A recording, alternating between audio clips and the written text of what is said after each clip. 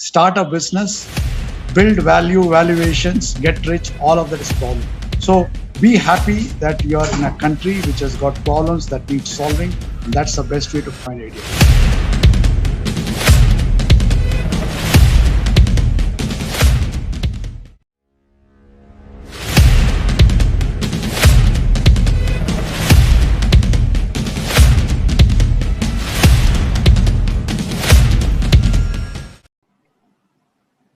A very good morning, everyone.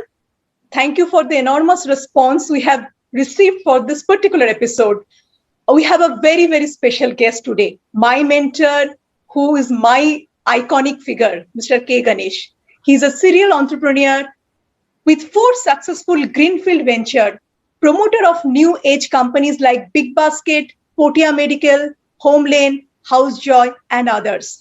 He's also ex-board member of Indian Institute of Management, Calcutta, mentor and advisor to several startups. He's an engineer from Delhi University, MBA from IIM Calcutta, a distinguished alumnus award winner from the both institute. He's actively involved in social causes of feeding migrant laborers during the lockdown and oxygen supply during the current pandemic. What a pleasure and honor to have you on my show. Welcome and thank you for joining, sir. Thank you very much. Mr. Ganesh, I have received so many questions after the poster went that there are a lot of Q&A session on our live show we'll have. So my first question I would like to ask you, how do budding entrepreneurs identify an idea or validate an idea, what they already have done before jumping in? Yeah. Hi, Sangeeta. Pleasure for me to be here. And hi, everybody. Thanks for joining on a Sunday morning. It's always nice to be speaking to budding entrepreneurs and people who want to start up or people who are already entrepreneurs. So this is very simple. The way I see it is, in India, we have a lot of things that are broken. And I'm not saying this in the negative sense. There are a lot of problems that need fixing. So the simplest and the best way I feel is look around you, see what you, your family, your neighbors, friends, and others are facing in their day-to-day life. If you can identify the problems, the pain points, and come up with some solution, right, a way to solve it, then you're off with a great idea. And this is actually a very good thing that we have multiple problems that we need to find solutions to in a country like India. What I'm saying is that if you take US, Europe, they are evolved economies. There, all the basic problems have been solved. So if you want to start something in US or in Europe, you have to be a genius or you have to be a brilliant. Okay, because basic problems have been solved. Whereas in India, unfortunately or fortunately, depends on whether you're a critic or you're a fan of India, you can identify problems anywhere around you, start a business, build value, valuations, get rich, all of that is problem. So be happy that you're in a country which has got problems that need solving, and that's the best way to find idea. You do. I think you hit the nail at the right point. I think as a country, we have an enormous opportunity. We can find out the right idea, which the basic problem is not solved. Thank you so much. My next question, sir, what is the right time to raise money? Diluting early and share the risk, or wait till you build some traction and then raise? Yeah. So this is something which I get very often asked. So I want to first clarify that there are multiple ways to build businesses, and there are different kinds of businesses. Right? Raising money, raising investor capital, venture capital is only one method. Okay, right? And that's not the only method. We have most of the businesses don't raise venture capital money, don't get on to unicorn valuations, don't get featured on the front page of newspaper, but they're all great businesses. They are nice businesses to start, to own, to run, can satisfy the entrepreneur, can satisfy the consumers, can play a great role in Indian economy.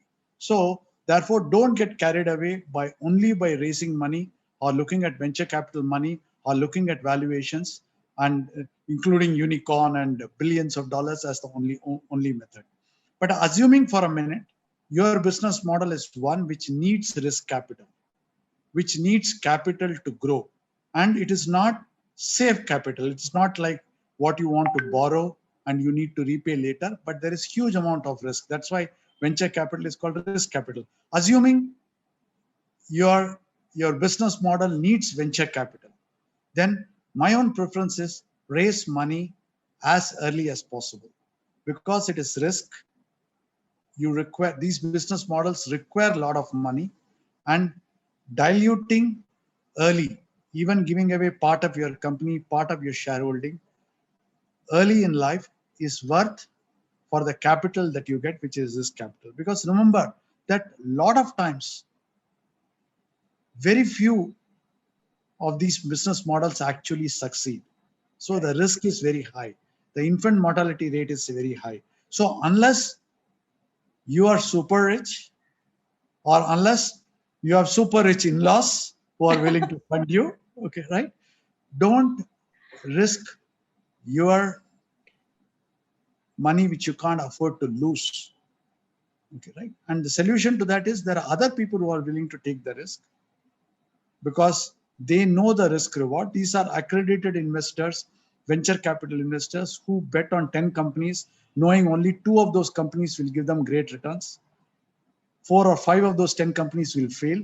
So their business model is to take the risk. Your business model is to be entrepreneur and run a business. Don't confuse the two.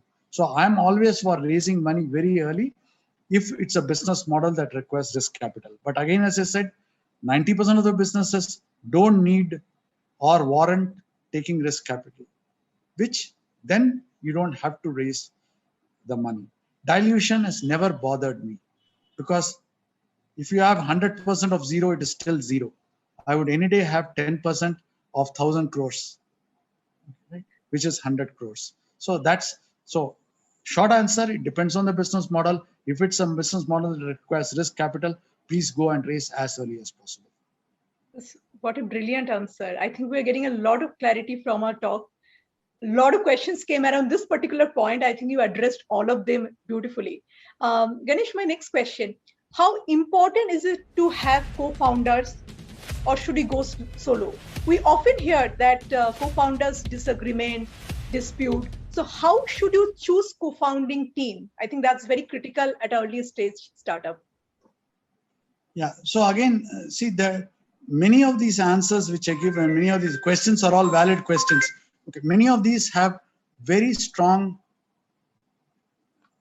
views from people. Okay, right? And both sides of the views are right. So some of these answers are based on my own biases and my own feelings. By all means, that's not the last word or the only word. So take it with that caveat. So I have always had co-founders in all my ventures, okay, right? Because there are multiple reasons for it. One reason is I'm really a generalist, okay, right? And therefore, each of these businesses needs people with specific skill sets which I don't have. And given the fact that entrepreneurship is a very, very tough game with low probability of success, what you do when the probability of success is low, you end up trying to increase the probability of success by having more high value cards in your hand, or like they say in bridge, having more aces in your hand. And how do you do that? By reducing the risk, by ensuring that you have a core team, co-founding team with complementary skill sets who are able to increase the probability of success of your ventures. And I've been very fortunate that in each of my ventures, I have had great co-founders with complementary skill sets. One of the things that actually has stood good in my experience has been that when you choose co-founders, normally you choose people who are very similar to you. That actually is not a great idea. The ideal co-founding team should be people with very complementary skill sets. This does two things. One, it ensures that your company gets different skill sets, your skill sets, your co-founder skill sets, which are different. That's one. And two, it also avoids some of the conflicts, because in almost all my companies, my co-founders have had complementary skill sets. Therefore, what happens then is whenever there is a disagreement, difference in thinking between the two co-founders, based on whose expertise domain it is, then that co-founder takes a decision. So you have mutual respect increases, because if I am good in marketing and you are good in operations, and if we are discussing a marketing issue which we severely disagree with, okay, right? Then all of us decide that I will take the final call, knowing fully well that there is a disagreement. Similarly, if it's an operation issue, others. So therefore, very clearly, a demarcation automatically exists. So that helps. On the other hand, if three of the co-founders were experts in marketing, okay, right? And if it's a marketing issue that they disagree on, it becomes difficult how to do that stuff. So that's the other thing also I have learned by mistakes. My first company had this problem, the first company which I co-founded, problem. Even with co-founders, even with equal co-founders, decide who is going to be the one CEO. There needs to be one guy who is the captain of the team. Okay, right? They're all players. It has nothing to do with shareholding. You could have equal shareholding, but one co. In our first venture, we had severe problems and we had to break the team and all that. One of the reasons was, even though I was de facto known as the CEO, it was not clearly articulated and done that. It would not have mattered if somebody else was CEO, but lack of CEO, everybody wants to take a call. Whereas all my subsequent ventures, we clearly have a CEO. And very interestingly, in many of my companies, many of my ventures, my wife has been a co-founder. So the other related question people ask is it a good idea to have your family member as co-founder, especially wife as co-founders? And the often sniggering remark I get is, it's very difficult for husband and wife to live together, forget about living together and working together. How do you manage? Fortunately, we have managed both so far, and fingers crossed, and hopefully we will do so in future. Yesterday, we celebrated the 36th year of our anniversary. So Wow. therefore, it's quite a tough call to be able to do that. But we have had interesting experience. Again, in my case, it has helped having wife as a co-founder or any family member as co-founder, is that the person is a co-founder not because he's a family, he or she is a family member. The person is a co-founder because they have got specific skill set to perform a co-founder role. In my case, Meena is also from IIM Calcutta, has been winner of several awards and recognized by Fortune and Forbes magazine, was number 2 in Microsoft, was set up Tesco in India. So professionally, both qualification-wise, he has got the same, and in terms of corporate capability and recognition, he is far more capable than I am. So that really helps in co-founders, because the team then starts respecting. They don't see this as a husband and wife team or a family business. Right. They see it as two independent professionals. So all for having co-founders right at the beginning, complementary skill sets, and go for it. I think very well articulated. On that note, a very happy belated anniversary to you and ma'am. I'm planning to start a power couple series and would love to have you both. In fact, is your dinner table conversation is always about business, or do you also get some time to discuss on the family matter? No, we do. See, this has become a very fungible thing, and we obviously discuss family matters. We have 2 children. We all stay with my mother, who is 85 years old. Wow. So we have enough. We have enough in the family. We have enough family that's go around.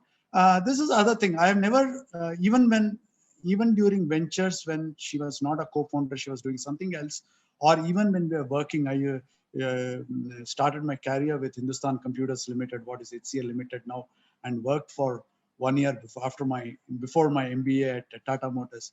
In both cases, also, in all the cases, I have never found this distinction between work-life balance ever happening. So people talk a lot about work-life balance, switching off at 6 o'clock. You have only one brain and one heart. When you have one brain and one heart, how do you switch on and switch off between work and life and family and this and all that? So it's very, very, I have always found, whether as a founder or as an investor or as an employee when I worked in corporate, this distinction to be very, very, very difficult to do. So I and Meena also believe in work and life integration. Okay, right? So there are holidays when we do all the work that is there. There are office time when we actually take care of family matters. And this is true with everybody. And that has worked out fortunately well. Obviously, in today's world with social media, with WhatsApp, with constant uh, connectivity, you need to have certain rules, certain ways by which you are able to disengage. And it's not just about work or life, it's also about WhatsApp groups, about friends, about this and all that stuff, where you need a me time, where you need a focus time. Those are challenges more of today's connected world and social media rather than of work-life integration. Beautifully answered. I'm definitely waiting for that particular Powered Couple show. With that note, my next question. People often say that if you're passionate about something, you must jump onto it. But I have heard you mentioning that passion is an overrated word. Only passion is not sufficient. As per you, what actually goes a long way for startup survival? Yeah, so this is one of the favorite myths and misnomers, if you call it.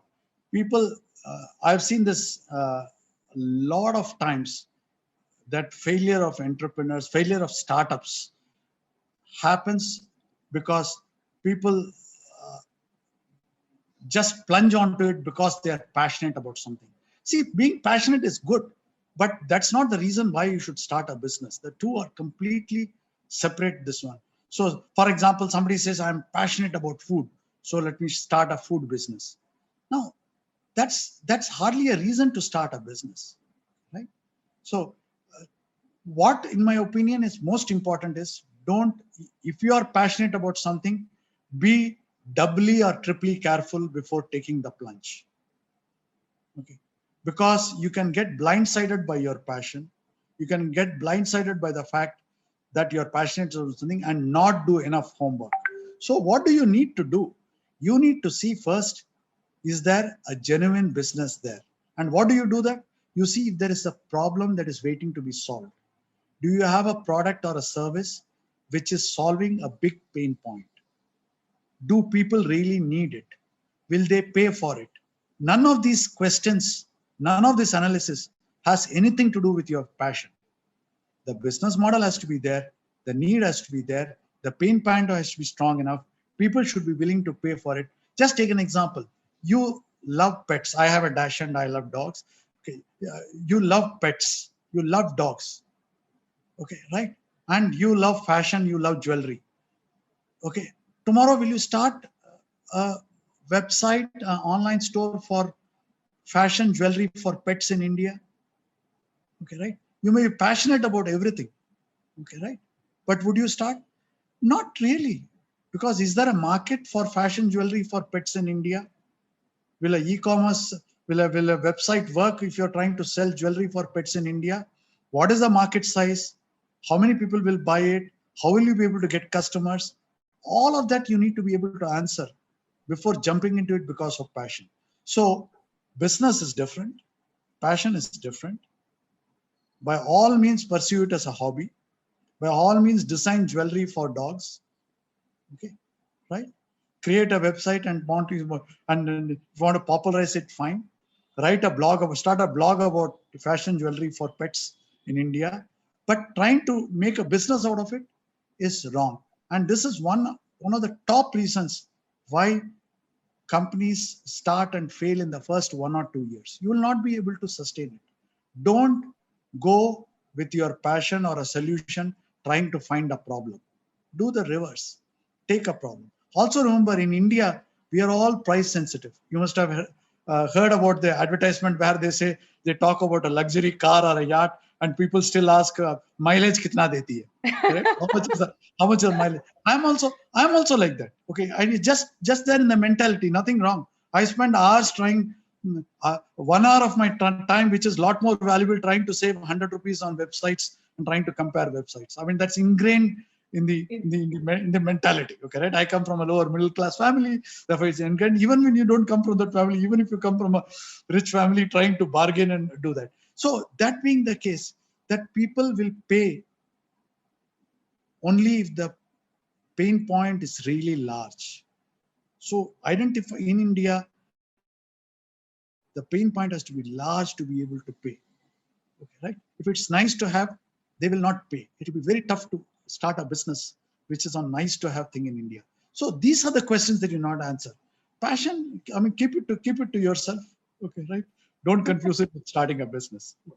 So that's a beautiful answer. In fact, that question I keep coming to that question very, very often. And I think you really articulated it beautifully. On that note, let me ask one interesting question. This is a burning question every entrepreneur has today. How to scale up, when to scale up, what to scale up. As an investor, what do you look at? Is it revenue? Is it profitability, market share? Or is it the mainly drive, energy, persistence, passion of the founding team? Okay, there are multiple questions in this one question. Let me try and take it step by step. Okay, right. So firstly, as a investor who is investing risk capital, right? If we confine ourselves to early stage, which is an angel investor or a seed stage investor or a professional investor, then there is a very, very typical mindset of this particular investor. This is distinct from, say, a late stage private equity investor or an investor in share market or a lender like a bank. Those are all different. But let me confine myself for this question to a typical seed stage or venture capital or angel investor or an institutional investor at very early stage. In this particular context or category, this is a risk capital coming in. The person who is investing knows very clearly that this is high risk investment. He knows that out of 10 such investment, only 2 or 3 will really give great returns. He knows the risk reward. It's almost one step below buying a lottery. Okay. So if that is the mindset and that is the intention, what is the expectation of that investor? Expectation of that investor is that whatever company wins, whichever entrepreneur is able to make it big, make it success, we'll have to make it such a big success that the lottery money will be worth it. So one essential criteria for this investor is he needs to bet, knowing that 3 out of 10 only will succeed or even lower than that. He needs to bet on big winners. So therefore, if you are an entrepreneur, when you're going and pitching to such an investor, don't talk about how safe the investment is. He's not looking for safety, because safety automatically means the returns also will be low. Bank looks for safety. This investor looks for mega returns, but is willing to take mega risk. Therefore, one of the criteria for the business has to be, if the business is going to win, will it win big? I am perfectly fine investing in businesses which have a high chance of failure, but when it wins, it needs to win big. If it has to fail, I am happy if it fails spectacularly, but it should not be something that gives average safe return, because then the business model doesn't work. It's almost like saying you will buy a lottery for 100 rupees that will give you 1,000 rupee return. Will you ever buy a lottery for 100 rupees which will give you 1,000 rupee return? No, because you know the chances of making the return is so low. Whereas if you say you buy a 100 rupee lottery, the winning is going to be 100 crore is the prize money. Okay, then you will buy, because you know the chances are 1 in a million or 1 in 10 million, but you know the price is large. So same logic applies here. So this is as far as the mentality, what an investor looks for goes, and therefore what, more importantly, the flip side, if you are an entrepreneur, if you're going and pitching to an investor, focus on how spectacular the win can be. Don't talk about how safe it is investment is. That does not move the needle. So I don't know if that was the question. There are some other parts of the questions. What are the other? Yeah. So basically, it was that what actually you look at. Correct. The passion and the energy of the founding team. Yeah. So this is what. So therefore, that's one. Two, also depending on the business model, the business model requires that subsequent rounds of funding is required. So as a very early stage investor or as an angel investor, what is my biggest nightmare? My biggest nightmare is not that you will fail. The biggest nightmare is you will start working, you will not be able to raise your next round of funding. Right. In which case, when the capital dries out, the business dies out. Whereas if you are able to raise the next round of funding, you will be able to figure out, you will be able to find out product market fit, you will be able to overcome the challenges. We all know there will be enough challenges, enough unknowns. Because while we go through your presentation as an entrepreneur, we all know the presentation is Excel spreadsheet or a PowerPoint presentation. That is, it is. They say that there is more fiction in the pitch that entrepreneurs make. Okay, right? Than all the fictions in the world. Okay, right? So there is a lot of fiction in that. We all know that. Therefore, we don't believe it. But our biggest nightmare is you will run out of money before you raise next round. So one of the things is, do we feel that this will attract subsequent rounds of funding? And what are the things required to attract subsequent round of funding? Okay, right? We work backward because we don't want it to. We don't want it because we know the success will come in 5 years, 7 years. But the failure can happen quickly if you are not able to raise next round of money in the next 6 months to 12 months. So for that, the quality of the team is very important. Okay, right? For every business model has got certain key factors for success, certain right to win. And one of the things is, does the founding team, does the entrepreneur have the core right to win? If it doesn't have core right to win, okay, right? Or it does not have the domain expertise or access to that, which is the right to win, it becomes very difficult for it to pull off. So that's one. Two, the founding team is critical.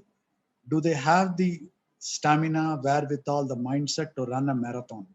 Because companies will take 7 to 10 years before they monetize. Right. Exceptions are there, but those are really rare. Okay, right? In Tutor Vista, it took us 6 years to monetize. Okay. In the first company, IT&T, it was 10 years to monetize. In customer access, what is ICICI OneSource, First Source, it just took 2 years to monetize. Okay, right? So it does Marketex, again, it took 6 years to monetize. Big Basket has not fully monetized yet, but Tatas have taken a major stake, as you'd have read in the thing, in the 10th year. Okay, right? So it does take time. Does the founding team have the stamina to be able to do that? And third, of course, is the market size, like we talked about earlier. Is the market size large? Is it a big problem? If it wins, will it win really big? Or will it be like jewelry for pets? Kind of a business, which will be very small. Right. Beautifully articulated. You know, there's one question has come in, and I think in between the interview, I'll take that question. Somebody asked that in startup journey, unknown variable is very, very high. How can you figure out in a 10-minute pitch if these guys have potential to bet $1 million or $1 billion check? In a matrix of 5 to 6 parameters, what are the key components you bet high on, and what is the highest in order? No, it's a very tough question to answer in 10. So let's look at it both ways. One, from a 10-minute pitch at very early stage at the paper plan, I'm assuming you're talking about businesses which don't have traction, where somebody is coming and pitching with an idea. It is a big leap of faith. Okay? It's a big leap of faith. There is, while people go through the presentation and spreadsheet and due diligence and all of that stuff, it is a big leap of faith, or Hail Mary, or whatever you want to call it, to be able to just take a plunge or take a bet. One, like I mentioned, if I do 10, I know that only 2 or 3 will succeed. So it's a given. It is not going to happen any other way. Therefore, I'm fine taking that particular bet. It's, like I said, one step better than a lottery. But having said all of that stuff, some of the basic things is, one is the problem people will adopt to it and will pay for it and do that, or is it going to be a nice, good to have kind of a solution? That is one particular thing, right? So it's a big scale. 2 is the team. That is most important thing is the team smart enough? Will the team be able to figure it out? Because whatever they may say, whatever I know in 10 minutes, all of them can be wrong. It happens always. We call it in the jargon pivoting, which basically means whatever we told earlier was wrong. Now we start Now we are going to start new. That's where the fiction in the PowerPoint presentations and the business plans come in. Okay, right? Is the team smart enough to figure it out? If you can bet on the team that they are smart enough to figure it out, then whatever story or fiction they tell you doesn't matter. Okay, right? That's a second. That's a second thing. And third, we do find out that, in our opinion, what are one or two critical things required to pull off in that particular business model, and does that team have the chops to be able to do that? Okay, right? So those are primary things. After that, you just take a bet, knowing fully well that you have to be right only 3 out of 10 times to make your money. You don't have to be right 10 out of 10. So that's a good thing to have. Absolutely. I think that intrinsic, the immediate response from the founding team does play an important role, apart from the jargon and the PowerPoint, because that kind of gives you that kind of, whether they are really worth to bet on. On that note, my next question. Many times we have seen the profitable companies doesn't get funded, wherein loss-making companies get funded. I know this is all about the big exit plan and high valuation game, etc. So should the founders mainly look at capturing the markets even at a constant loss? Okay, now this is a full, you can write a thesis on this, and there are huge debate based on which side of the thing that you are. There are people who are astounded by the fact that companies make no money, they have no visibility of making money, but they raise money at huge valuations, whereas companies that are profitable are struggling, or they even shut down, are not able to raise any money, whether it's a capital, whether it's equity capital or it is debt. They are not able to raise money, while you have billions of dollars coming into loss-making companies. So there is no unique answer. So obviously, I have a very biased view on it, having playing the valuation game and having invested money and raising money and all of those stuff. So mine is a biased answer from this side. Like I mentioned, fundamentally, there are two kinds of businesses. One kind of business relies on the fact that you need to scale constantly, continuously. You need to scale. Profitability is very far away, and profitability will come at huge scale at some point of time. Before that, you may require hundreds and millions of dollars of money. So you need to be able to raise money, otherwise you cannot sustain. That's one kind of business. The other extreme kind of business is you require some capital, but profitability will come pretty quickly. After that, you'll be able to pay dividend for that capital, or you'll be able to return the capital, buy back the capital. All of those are possible. Those are the traditional businesses. Okay, right? New age business model is the first kind, which are valuation intensive. Now, obviously, this question was asked when Flipkart was continuously losing money. They were losing money, not only losing money as a company, losing money per order, what they call as negative unit metrics. That means each more orders you sell, more money you lose. Now, this is counterintuitive. This is not your standard Porter or standard Kotler kind of management theory. Because what standard business model theory means is that you have economies of scale. Every piece that you sell, you will make small amount of money. But when you sell tons of those pieces, you will make enough money to cover your fixed costs. So whether you call it operating leverage or economies of scale, those are the standard models. People are okay to lose money at a company level, but per order level, they will not lose money. Just for example, take a restaurant. Restaurant is making idlis and selling idlis. Every idli that you make and sell for 20 rupees, your cost is 10 rupees. So you make 10 rupees per idli. Now, if you sell 100 idlis a day, you will make 1,000 rupees a day as the margin on that idlis. But your fixed cost, whether it is rent or salaries and all that stuff, could be not 1,000, could be 2,000 rupees. So you will still lose 2,000 minus 1,000. You lose 1,000 rupees every day. What is the solution? Now, instead of selling 100 idlis, if you tell 10,000 idlis a day, okay, right? So 10,000 idlis, 10 rupees idli, 10,000 idlis you'll make 1 lakh rupees a day. Your cost is only 1,000, so you'll make hell of a lot of profit. So that's a standard economies of scale. You reach a break-even point and all that stuff. Now comes the reverse model, where Per order, you lose money. So every idli, for example, you lose 1 rupee. Now, there is, if you sell 10,000 idlis, you would use 10,000 rupees a day.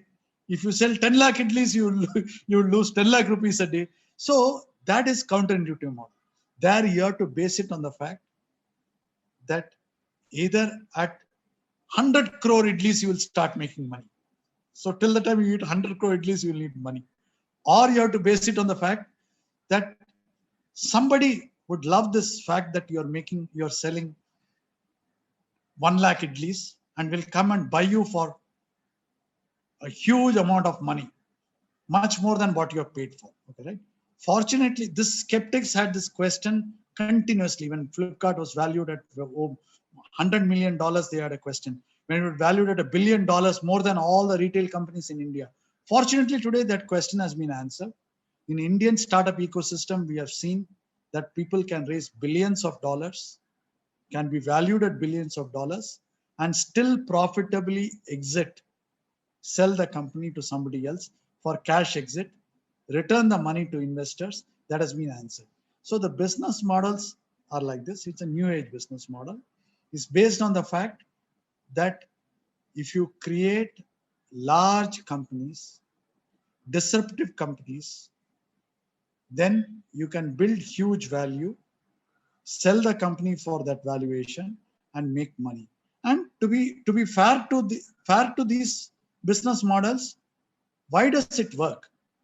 Because in India, the real estate cost is very expensive. In India, infrastructure cost is very expensive. Therefore, how do you get to remote corners of India, the best of the brands, the greatest of the brands?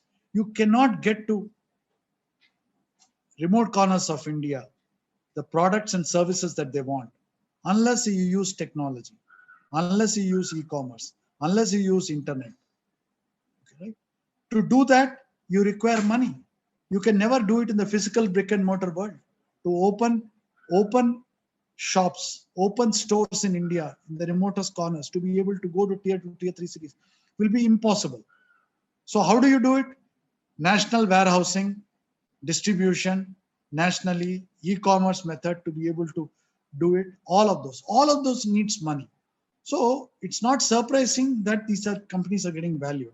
Also, the last point in this I would like to make, before you snigger at these valuations, okay, before we criticize, comment, and have cocktail conversation about how it is foolish to value billions of dollars loss-making companies, remember, these valuations are decided by very seasoned investors, expert professional investors who have spent their lifetime investing in companies and who have made returns over decades and decades. Companies like Sequoia Capital, Lightspeed Venture Partners, Axel Partners, and other investors they have been around for 10, 20, 30, 40 years. They are on the 20th fund, giving incredible, even obscene returns to their investors. So they are nobody's fools. Neither are the limited partners or investors in this fund or general partners who are the fund managers. They have had success after success after success, betting after Google or Facebook or Amazon or Big Basket or Flipkart. So spare a thought, ride the wave, write the business plan, go and raise money, okay, right? And I play on the side of these valuations rather than having cocktail conversation or WhatsApp sniggering at the valuation. So I'm all for it. Having said that, there are multiple business models which can build lifestyle businesses. They are all entrepreneurs, equally hard entrepreneurs, equally laudable entrepreneurs. They will not get featured on the front page. They may not get even featured on your show because the billions and valuations are not there, but they are very meaningful businesses, can make profits for the entrepreneurs, can be extremely satisfying, solve big problems, and do that. For example, opening a school, opening a nursing home, opening a clinic. What is wrong in that? There's nothing wrong in that. It can be very, very, very satisfying and do that. And actually 99% of the businesses are that. But having said that, the glamour, front page, media attention, comes for businesses which are in the first category. So that's where you give the right answer, because a lot of them, I see the mindset of a lot of young budding entrepreneurs jumping on because that headline and the billion-dollar valuation, that is like something people look up, right? So there's beautifully you have actually explained this. What is that? No, it is fine. If you have a business model that you want to follow it, but follow it. I mean, nothing wrong.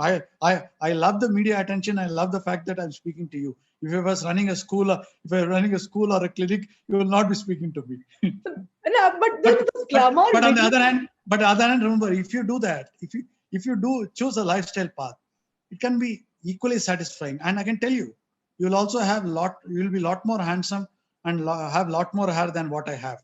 I was not like this. I used to be very handsome. If you ask Meena, ask Meena, I got married at 24 and she was 22. She will tell you, I lost all my hair trying to create valuation businesses, making investors rich, and trying to be on the glamour side of business. That reminds me, I heard you saying in one of the conference that experience is a comb that nature gives you after you are bald. So with that note, I want to understand, you have such rich experience. I would like to know, what has been the biggest mistake you have done that has turned your life? Because every adversity presents an opportunity. So what was the biggest mistake you have done in your career? And the mistakes, there are multiple mistakes, lots of mistakes that has happened. Okay, right? So see, one of the things is which I firmly believe in is taking more shots at the goal. Okay, right? Not worrying about how many goals you have missed.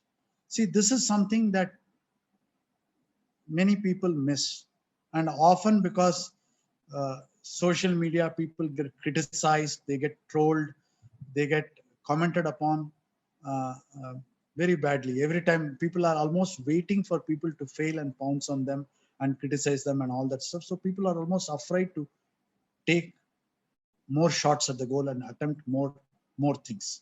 You have to leave your ego. You have to be prepared to fail if you want to attempt more. Because if you don't attempt, then there is no question of failure. Okay, right? The only person who never misses a goal is a guy who never tries. So coming to the point, what I mean by that is that in life, you win or lose not by what percentage of goals you score. You win or lose in life by how many goals you score. So take an example. Okay, right? And now European football is going on. Okay, right? Two teams are facing each other. Team A gets 20 shots at the goal. Okay, and converts only 10%. Okay, so it scores 2 goals. A 10% success rate, 90% failure rate. 2 goals scored. The other team, okay, takes 2 shots at the goal and converts 50%. High success rate, 50% success rate. 2 shots at the goal, 50% success, so 1 goal. Okay. Which team wins the game? Which team gets on to the next round? Which team is the winner? Team 1, obviously. It scored 2 goals even though it scored only 10% of the goals it tried.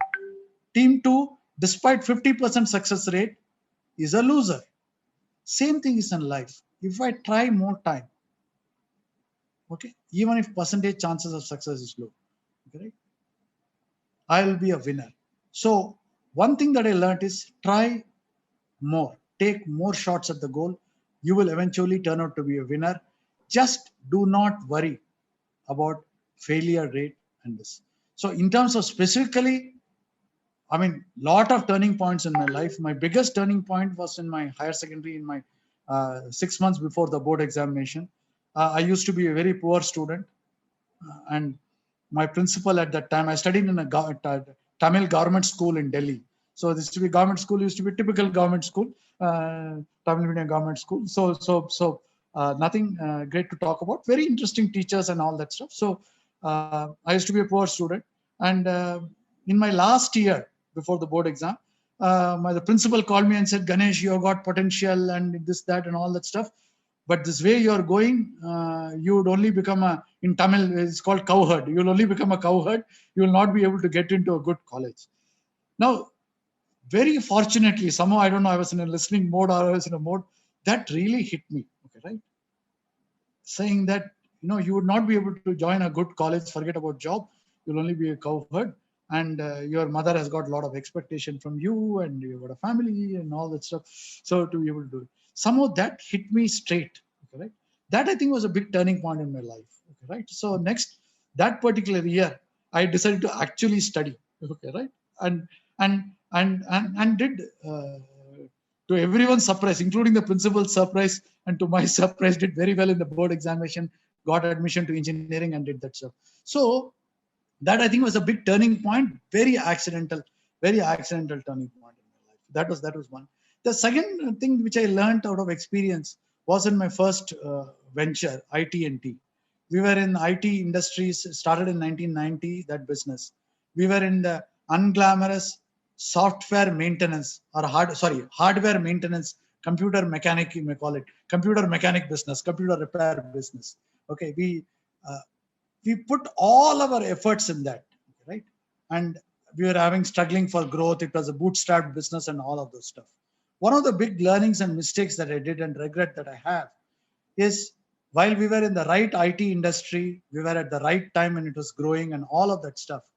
Unfortunately, we were so focused inward that we focused on the hardware maintenance.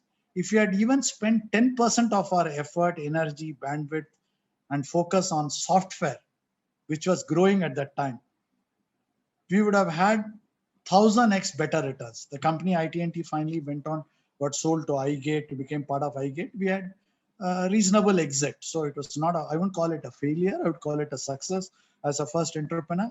But I would call it a failure or a regret, because the success would have been 1000 times more if we had just spent even 10% of our effort on software instead of hardware, just 10%.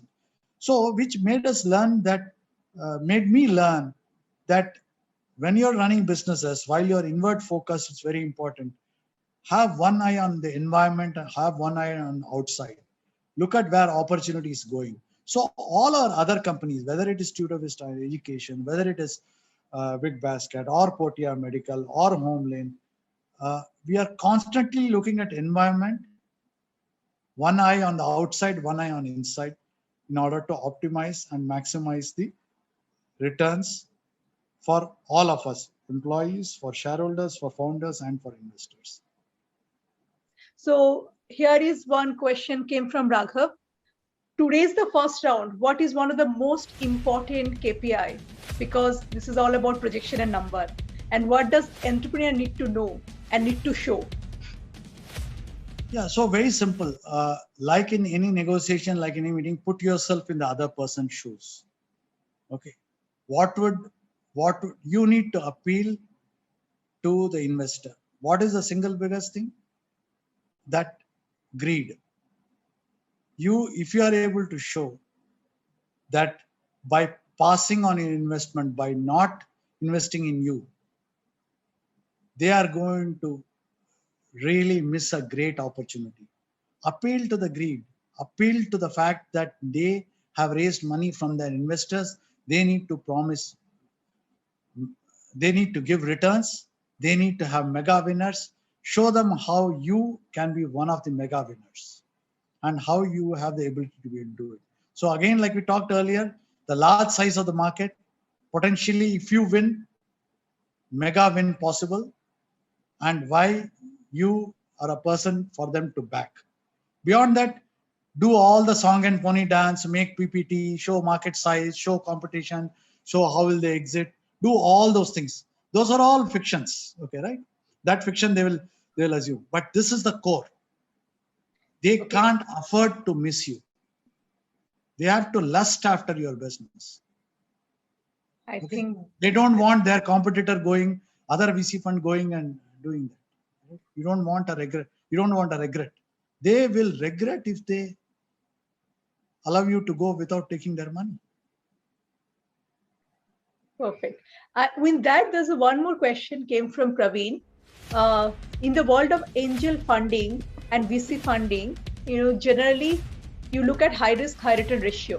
How much growth is, right for a B2B space or B2C space? Yeah. So see, growth is very important. Like I mentioned, you are talking about building valuation, raising next round, for which the risk capital will come in where they are able to see very high growth. Okay, right? Now, what is high growth? I don't have a percentage. It depends on what the business model is, what the number is, and what is the purpose of that particular growth. Right? The growth for, if it's a winner take all business, then there is a land grab or market share. You need to go and sign up those customers because it's a winner take all. So the growth is very important because once you have gone and captured it, the chances of second player coming in and taking that business is very unlikely. Correct? So those businesses growth is very important because there is a land grab or market share. There are other businesses where it is not a winner take all. It's such a large market that customers there's going to be no single winner. People will go for multiple businesses. Their growth is less important. What is more important is other unit metrics. Growth is important, but relatively lesser. There is no breakneck speed. Growth is not important. Okay, to be able to do that stuff. So there is no specific answer. Depend on that. But in general, for raising next round of funding, you need to be able to show growth, and growth will come if you burn money. You may have to buy market share, so you will need a lot of capital. So you need to be able to raise capital to be able to grow. You need to be able to show growth to be able to raise more capital. So there is a cycle. Depending on whom you ask, it can be a virtuous cycle or a vicious cycle that you get it. Okay, right? Your business model needs to support that. And obviously, it is a high risk. If the cycle gets broken because you are not able to raise money for whatever reason, Absolutely. then you will die. I think because the business model will not converge towards profitability. It will converge towards more losses and more growth. I think brilliantly being answered, Ganesh. We're getting lots of questions. We'll just take last two questions because we're almost coming to almost an hour of the show. I blocked your time for half an hour. So my next question, it came from Lipi Gupta. Startup are based initially on an idea that is like brainchild to us. How can we be unbiased to our own idea? And of course, we over or underestimate our idea. We didn't get the question right, but I think what Lipi is trying to say is that initially we bet on the high of the idea, which is a brainchild of the entrepreneur. How we can be unbiased of our idea? Does that make sense, Ganesh, to you? Yeah, it does make sense. You answered a bit question on the passion. So obviously, they say that for an entrepreneur to start a business, he needs to have an idea and he needs to have the stupidity to believe blindly that the idea will work. Okay, right? So therefore, it's perfectly fine if 10 people say the idea won't work, which also shows that there is a potential there that you can come out with a winner. Because if 10 people say the idea will work, at least 5 of them should have started that business on their own. Okay, right? So obviously, it's not surprising that people will find the idea incredible, or a lot of people may say you are stupid enough. You have to be stupid enough to start a venture. Okay. Otherwise, tell me, why would you go and do something which is obviously so tough? You'd rather go and take up a job. Take your own series and content and what you're doing now, for example. Okay, right? Right. If you ask me, I'll tell you, nobody's going to pay for this. Okay. The ad rates in India are going to be very low. Okay, right? Why are you doing it? Now, that is exactly the response you should receive for you to do it. Okay, right? So therefore, while having said that, what you need to do is to separate the passion, separate the fact that it's your brainchild, to get it validated. Okay, right? Right. How do you get it validated? Quickly try to find out, is there a product market fit? Are there people willing to take it? Are there people willing to pay for it? Okay, right? Is there meaning in what you're doing? And all these things you can find out. It may take time. You need to come up with a product. You need to do, in your case, you need to do multiple shows. You need to see different formats. And there is also a lot of learning in it. The idea is fine, but what actually works may require multiple pivots, multiple changes in the format, different ways. So each of our companies and ideas which have succeeded and which have failed, I can tell you, okay, we have had to have multiple changes. And also for every success that you see and celebrated in the media and see, we have gone through almost near death experience. So all of it is part of the journey. Right. There is no singular thing saying that when to do that. So having the idea, having the passion, having stupidity is good. It is good. Okay, yeah. And persevere, take feedback, keep changing, modifying, pivoting, and doing that to be able to it till you find. And in case it happens to require a lot of capital, ensure that you have capital backing it. If it doesn't require a lot of capital, it requires moderate amount of capital, you tie in, keep your costs low, and be out there. Okay. If you are there in the game, if you are there in the field, this I play tennis. Okay, I stand at the net. Okay, you stand at the net, sometime the ball will come. When the ball comes, you can dunk it. Okay, right? But if you are not standing at the net, there is no way you can hit that shot. I think if you stand for long enough, the ball will come eventually. And how to hit it? Exactly. That is the main thing. If you stand long enough, for standing long enough, if it's capital that's required, ensure that you have the capital. If it's not the capital, ensure that you have ideas, you have a team, you have minimum capital to be able to sustain. If you stand long enough, it's good. This is a very important point that you made, because if you see, most of the time, the fatalities occur at the beginning or at the end. Right. A light, a bulb fuses, not very rarely when it's running, only when you switch on or switch off. Maximum amount of plane crashes happen in takeoff or landing. So if you are able to take your venture to a cruising altitude, the chances that it's not going to drop. Okay, right? So go beyond the takeoff stage so that you're able to do it. That also. You speak so well. I don't feel like ending the session at all. I have omitted a lot of questions because of this. So many questions flowing in. My last question, and after that, I will take 1 or 2 Q&A and we end the session. I asked every guest, whoever comes to my show, because they all been very, very successful. What has been your success formula? Like we have seen at a statistics where more than 95% of the startup don't make it big. We have seen only 10% actually survive, but all your startup has written the biggest success story. What has been the key success sutra for you? Okay, so firstly, that it is not all startups have been successful. We talk about successful startup. For every successful startup, there are a lot of ideas that have failed. Okay, right? Obviously, I'm embarrassed to talk about it. I rarely talk about it, but that's okay. Like I mentioned, I'm more concerned about how many goals I have scored rather than the percentage of goals I have scored. So there have been a lot of failures. Okay, right? So I must try to attempt some modesty or humility in my speech. So that's the best attempt I have at. I've never been accused of modesty in my life, but seriously speaking, I think one is try hard, okay, right?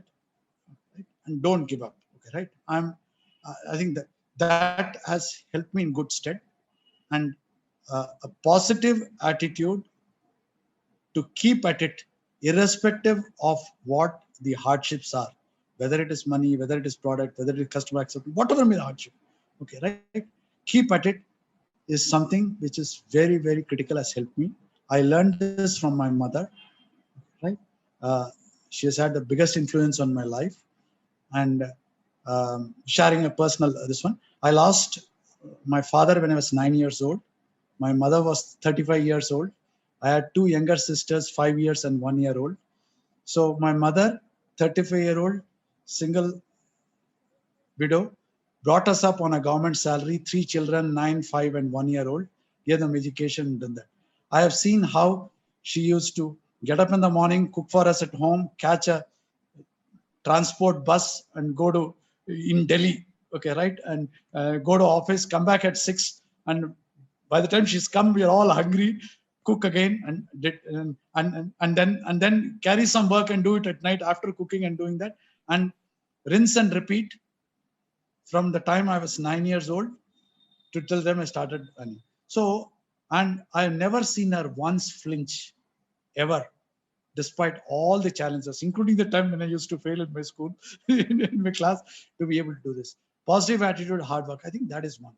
Two, personally, a couple of things which I believe in and believe by has been, one is more like a growth hack or a success hack, if I may call it. Okay, right? Most of the people in and around you are hardworking and they work hard, they try hard, they're all ambitious. Okay, right? They're all like that. Okay, right? That's true. And in India, we're all hardworking people. Okay, right? It's been that. But one thing that I have learned, for you to have disproportionate success or disproportionate achievement, okay, all that you need to do is to do that little bit extra over and above what everybody else is doing. Okay, just put your head a bit up, put your hand up. That is what determines phenomenal success. Okay, what I mean by that is everybody works hard. That's not important. What is important is a slight delta over and above hard work that you're able to do. If you are able to push yourself every day to do that little bit extra, you will not get little bit extra success. You will get phenomenal extra success. In a horse race, the horse that wins gets multiple times more money, prize money, than the horse that comes next. But is it multiple times faster than the horse that comes second? No, it's faster, only its nose is ahead. All that you have to do is keep your nose ahead. Your returns will be multiple times extra. So that's one growth hack that has stood me always. In all relationship, in all meetings, everywhere, that extra bit is what people notice. Right. Okay. When you are tall or short, not because you are 5 feet 8 inches. You are tall or short because how many inches above 5 feet 8 inches you are able to be. Are you? Keep that nose ahead. The other thing that has helped me is growth hack is the power of compounding. Networking and relationships have a compound effect. Again and again, I have benefited from as mentors or advisors, or as investors, or as friends, or in trouble. I have a great network which I have built over a period of time. If you see success, one of the things that I've relied on shamelessly is upon the network. And how do you build a network?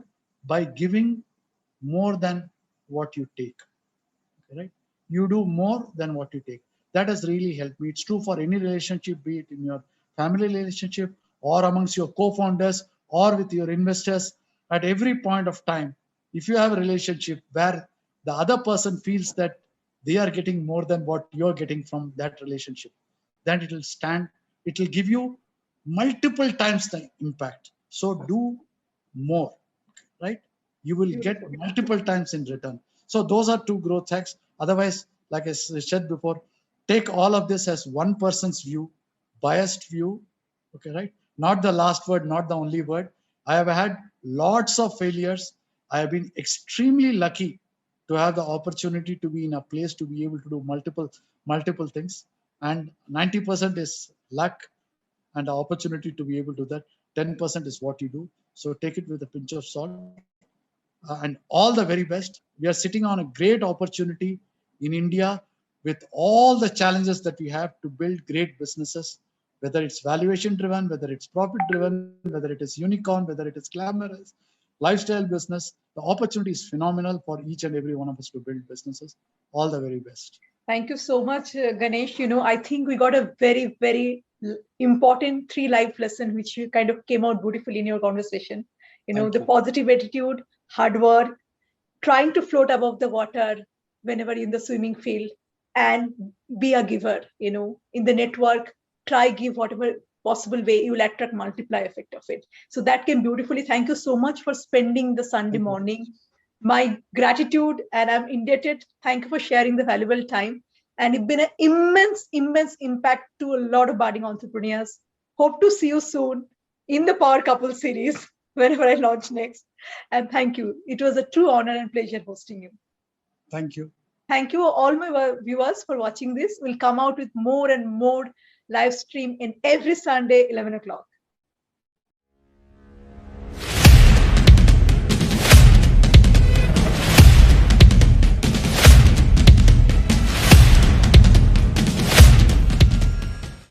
Thanks for watching.